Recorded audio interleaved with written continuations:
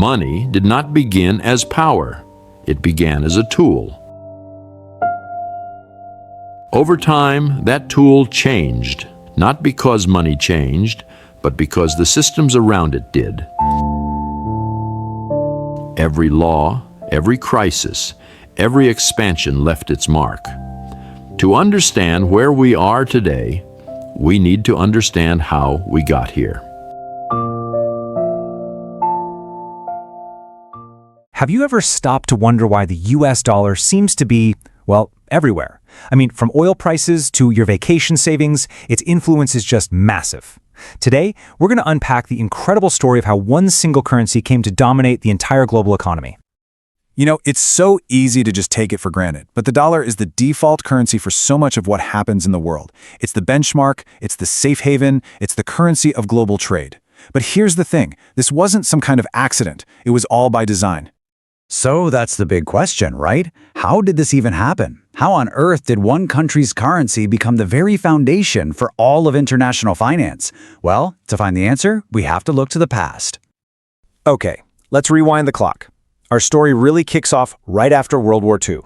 The world wasn't just physically broken, its entire financial system was in absolute chaos. I mean, you had nations on the brink of bankruptcy, global trade had pretty much collapsed, and there was just no stable, reliable way to do business across borders. The world's leaders knew they had to do something drastic to bring order and stability back. And they didn't just want to patch up the old broken system. No, they knew they needed, and this is the key phrase, a novel economic framework. This was their chance to totally restructure how money worked on a global scale. And that incredibly ambitious plan? Well, it got a name. It came out of a historic meeting in a little town called Bretton Woods, New Hampshire, and it was about to change absolutely everything. So, the Bretton Woods Agreement, it wasn't just another treaty.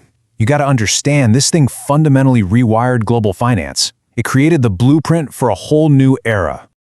Okay, so let's get into how it actually worked, because the genius of the plan was really in its powerful simplicity. It was a two-part mechanism. First, every other major world currency was pegged or fixed to the US dollar.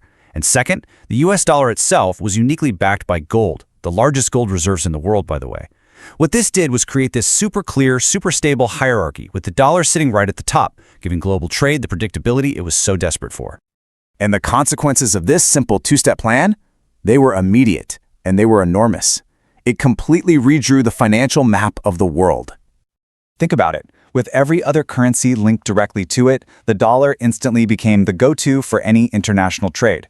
If France wanted to buy something from Japan, the easiest and most stable way to do it was to use dollars. It became global money, which meant demand for US dollars just skyrocketed everywhere. And if your currency is the center of the system, guess what? Your country becomes the center. The United States was no longer just another major economic player. It was now the central pillar holding up the entire world's financial infrastructure. So you can see where this is all going. The conclusion was pretty much unavoidable. By making its own domestic currency the standard for the whole world, the Bretton Woods Agreement directly solidified American economic dominance on a scale nobody had ever seen before.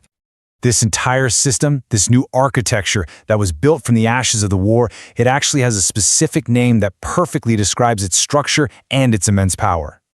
And that name is dollar hegemony. It's a system where one single nation's currency sits right at the very heart of all international monetary interactions. It's the architecture that was born right there at Bretton Woods. And that really brings us to today. This system, built over 75 years ago, has defined our modern global economy. Now, the gold backing is long gone, but the dollar's central role, it largely remains. It really makes you wonder, right? After shaping the world for generations, what, if anything, could possibly change it? History does not give instructions, it gives perspective. Money itself remains neutral. Time and interest decide whether it works for you or against you.